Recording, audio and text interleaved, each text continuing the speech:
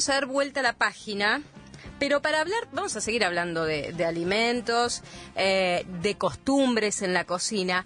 Y Paul, la semana pasada me acercó un libro muy interesante que estoy a punto de terminar, que es La crónica de la gastronomía porteña, tradición e identidad, y abarca 200 años de historia de la gastronomía porteña, desde 1810 hasta el 2010.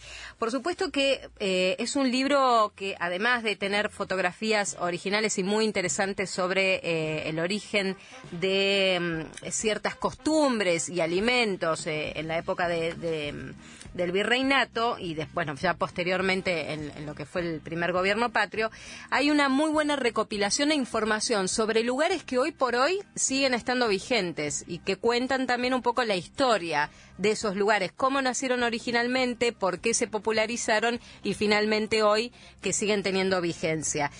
Karina Perticone es una de las autoras de La crónica de la gastronomía porteña. Hola Karina, ¿cómo te va?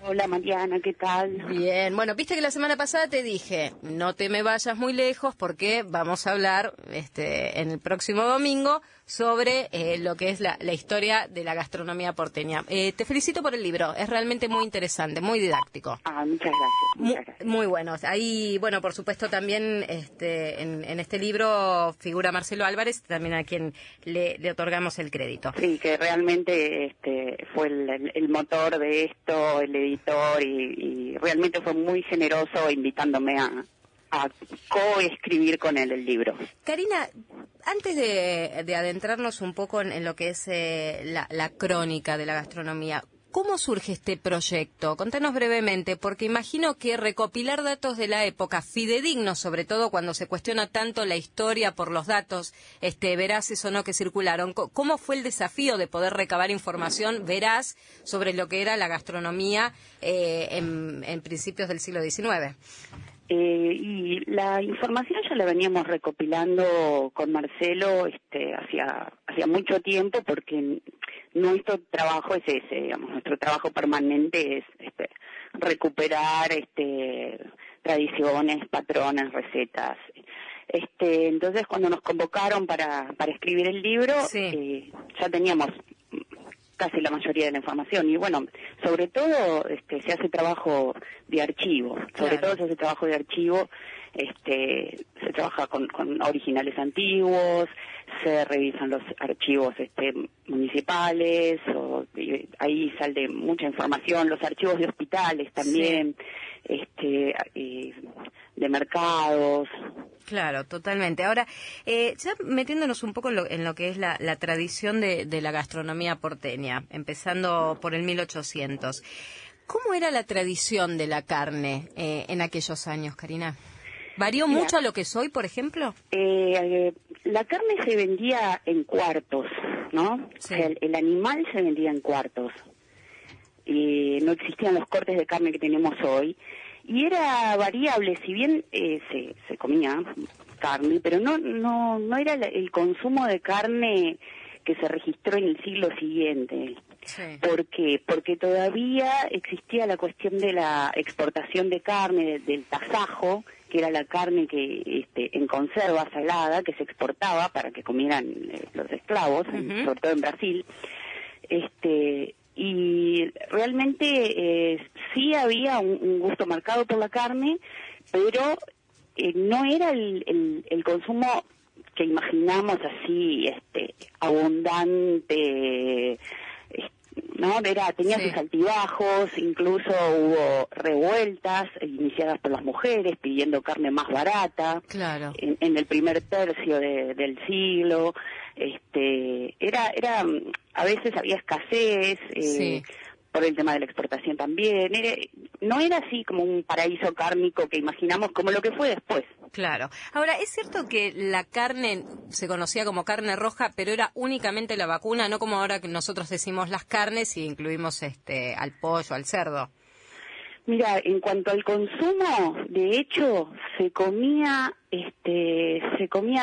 comía tanta, no era todo carne vacuna, sino que también se comía cordero y se comía bastante ave. Sí. Y también se comía pescado. Ahora, la idea de considerar carne al pescado, no, eso es algo más moderno. Claro. ¿El pescado era barato en aquella época o no? Porque a razón de lo que hoy realmente es acceder a pescado, teniendo en cuenta igual que tenemos el mar argentino para la pesca, pero que sigue siendo todavía un producto bastante caro para la economía familiar, ¿cómo era en aquella época? Sí, el pescado era más barato que la carne, primero por el hecho de que se pescaba en el río mismo de La Plata y en el delta se sacaba, de todo, pero sábalo, dorado y había algo que se tardó bastante en saber, pero que fue el consumo de empanada de pescado. Ajá. La empanada no era una comida como lo es ahora, omnipresente, y era más bien algo de calle, algo que uno compraba por la calle y la comía como un bocadito. O sea, la idea de la negra empanadera del 25 de mayo, sí, existía, claro, porque eran los negros los que lo vendían en la calle, sí, pero no era que en las casas se hacía una comida de empanadas para todos, ¿no? Claro. Pero sí se comía, dentro de las empanadas se consumía mucho la de pescado y la de mondongo, que eran las más baratas. Mira, empanada de mondongo. Sí, eso ya en el siglo XVIII. Sí.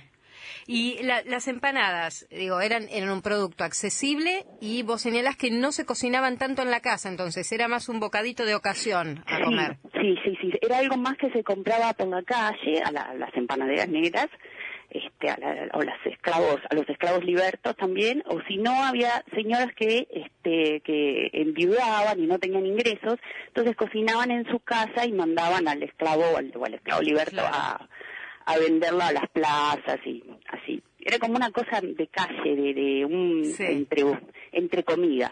Ahora, digamos. Karina, vuelvo al tema de la carne.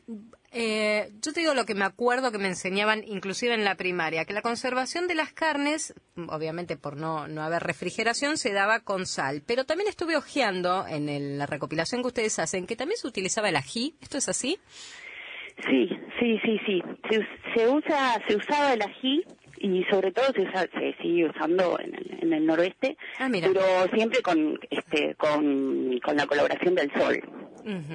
Siempre porque la capsaicina, de alguna manera, que es lo que hace que picar el ají, la sustancia que hace que el ají pique, también detiene un poco la proliferación de bacterias. Entonces, por eso ayuda a conservar, pero siempre con ayuda del sol también. Claro. Era sol más ají. Más ají. Ahora, siempre me estoy remitiendo a la escuela, pero porque viste que cuando te hablan en la escuela del 25 de mayo, de la conformación del primer gobierno patrio, te hablan de la comida, que vendían las empanadas y que vendían la mazamorra. La mazamorra, sí. Bueno, ¿cómo es que llega la mazamorra a la vida de los porteños en 1810 y de qué manera se vendía? Y la mazamorra ya estaba desde antes. Incluso comidas de maíz triturado, ensopado, digamos, no en leche, pero sí eso es precolombino. Sí. Cuando la mazamorra en Buenos Aires llegó a era el postre por excelencia. Y en varios libros, por ejemplo, en las memorias de Wilde, él se queja de la desaparición de la mazamorra, ya a fines del siglo XIX, de la desaparición de la mazamorra, que era tan porteña y tan apreciada por todos. Y por supuesto no se hacía en las casas, porque era difícil hacerlo, había que moler el maíz, que era muy muy duro, exige un trabajo físico muy grande la molienda. Pero bueno, el famoso mazamorrero que pasaba, que decía más los versitos, mazamorra espesa para la mesa, eso se daba, eso está muy bien descrito por Wilder, y se revolvía con un palo de higuera para darle mejor sabor. Sí, mira. ¿Y cómo se iba revolviendo? En cada parada se volvía a revolver. ¿Y cómo se servía? Se vendía. ¿Y cómo se servía? Se vendía por porciones, o sea, salían con el recipiente de la casa, ¿no? Para que se lo llenen de mazamorra. Ah, mira. La mazamorra iba en unos tarros con el palo de higuera.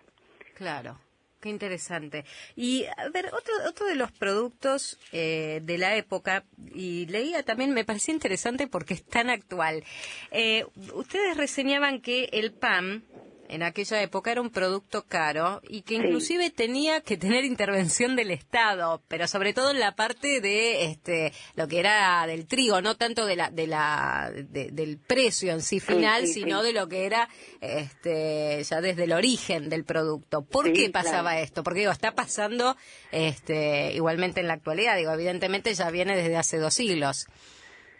A ver, tenía que haber control no solo en el tema precios, porque también hubo revueltas por el tema del pan, sino también en la pureza de la harina, porque como la harina era fácil de alargar, ¿no? Al ser por su consistencia se podía adulterar, y aparte el pan blanco era el más apreciado, pero era el más caro porque como siempre es el que más pérdida de material trae, ¿no? Porque uno saca el salvado, saca el germen, que es material perdido si hace pan solo blanco. Y bueno, como era más barato vender la harina menos refinada, había siempre un vivo que hacía hacía la venta de harina para pan blanco y podía ir con una frecha o con cosas así. Claro. Que de hecho el pan más comido no era el blanco porque era caro. Ajá. ¿Y cuál era, Karina? Y había pan de semitas, que era el pan de la harina menos refinada, y había distintos grados de refinado de harina. Claro. ¿Cómo llega el famoso pan francés que hoy sigue como uno de los más pedidos en las panaderías? Y eso a fines de siglo XIX ya hay ya el pan francés, lo que hoy llamamos pan francés, ya está. Acá las grandes panaderías estuvieron sobre todo en manos de vascos. Sí. Y bueno, por eso teníamos de vascos que eran anarquistas además, por eso las facturas llevan nombres como Vigilante, Cañoncito, Bola de Fraile. Ah, me encanta, no sabía eso. Sí, claro, como eran anarquistas y anticlericales. Claro. Por eso venían las comunidades anarquistas acá, tenían estaban muy organizadas. Por ejemplo, todavía existe en Magdalena, ¿no?, provincia de Buenos Aires, una panadería de una comunidad anarquista que se llama la Antioligárquica. Ahora está cerrada. Sí, no, es maravilloso. Es maravilloso, no lo sabía, Karina. Hay mucho para hablar, mucho para hablar, pero hay un tema más que me gustaría. Algo que me quedó pendiente del pan, que algo que me pareció interesante que ustedes resaltaban, que el pan duro se usaba para guisos, que el pan duro no distinguía clases sociales, ni tener plata ni no tener. O sea, todo el mundo consumía por igual el pan duro, igualmente, y lo consumía en guisos. ¿Esto es así? En guisos el pan duro se usaba para guisos, para sopas y para salsas. Y también se hacían muchas torrejas con el pan duro. Sí. Eso era omnipresente. Mira vos. Bueno, uno de los últimos temas, pero solo por hoy, Karina, porque la verdad hay tanto para hablar sobre lo que es la gastronomía porteña. Lo que me gustaría es un apartado sobre el concepto de la pulpería. La pulpería era lo que hoy es el almacén de Ramos General, o el almacén que tiene de todo, no solamente la pulpería entendida como el lugar para ir a tomarse el aguardiente o la copita. Sí, totalmente. Era la proveeduría. Sobre todo era más de las zonas rurales, ¿no? Uh-huh. Pero sí, totalmente. Era el lugar donde se proveían de los productos secos, uh-huh, el té, la ginebra, el té vino después, pero té, cuando llegó el café, donde se podía comprar la yerba que venía de Paraguay, la ginebra, que era la bebida básica del gaucho. Claro. La bebida típica del gaucho era la ginebra y no el vino como se piensa, ¿no? Sí.